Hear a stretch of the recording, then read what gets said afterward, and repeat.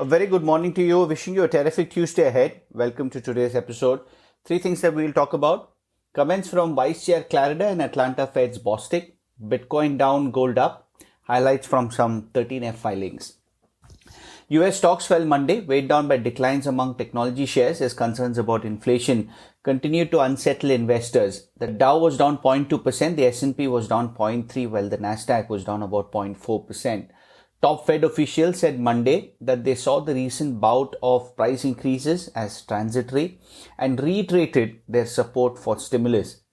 Federal Reserve Vice Chair Richard Clarida, the Fed's second in command, said the US economy had yet to reach the, quote, substantial further progress that would be needed before the Fed pared back bond purchases.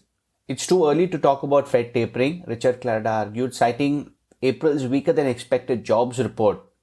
Officials will weigh data and we will certainly give advance warning before we anticipate scaling back the pace of those purchases, is what he said.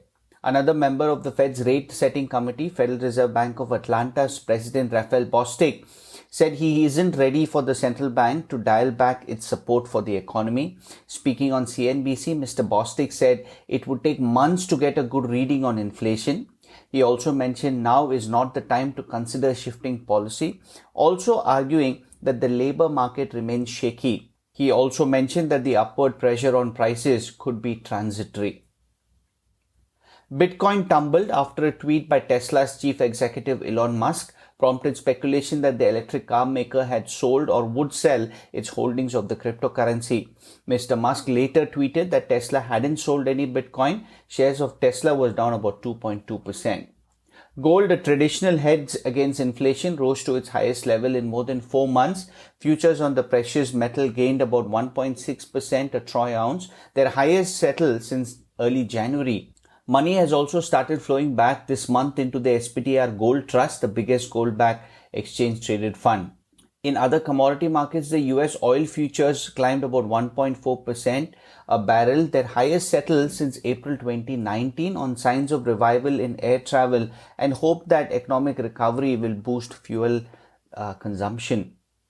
In terms of sectors, communications, technology and utilities were the worst performing sectors on the S&P 500. Energy was the best performing sector, boosted by the climbing price of crude. We spoke about the AT&T and Discovery deal yesterday. More details have emerged from there. AT&T is spinning off its media operations in a deal with Discovery. AT&T will receive about $43 billion in cash, debt securities and debt retention, with shareholders getting stock representing about 71% of the new company. AT&T got about $41.5 billion in bridge loans from Goldman and JP Morgan. Discovery CEO David Zaslav will lead the new entity. The deal may help AT&T drop behind Verizon in rankings of the most indebted non-financial company globally. AT&T gave up early gains and closed down 2.7%. Discovery was volatile. Class A shares of the television company slumped about 5% after initially jumping more than 11% in morning trading.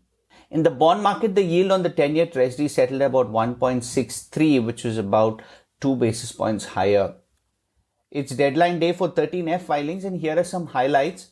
Warren Buffett's Berkshire is fully out of Synchrony Financial Bet and its Suncor holding. It bought up stake in Aon and added those in Kroger, Verizon and RH.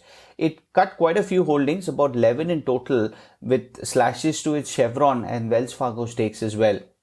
David Einhorn's Greenhill Capital added FinServ and exited NCR. While it decreased its stake in Green Brick, it was still the firm's biggest holding, representing about 27% of disclosed assets. Viking Global started a new position in Bank of America, snapping up almost 31.3 million shares worth about 1.2 billion as of March 31st. Andreas Halvorsen's firm took new stakes in Netflix, Sunrun and about 25 other companies. That's the update. Stay safe and healthy, and I'll speak to you tomorrow.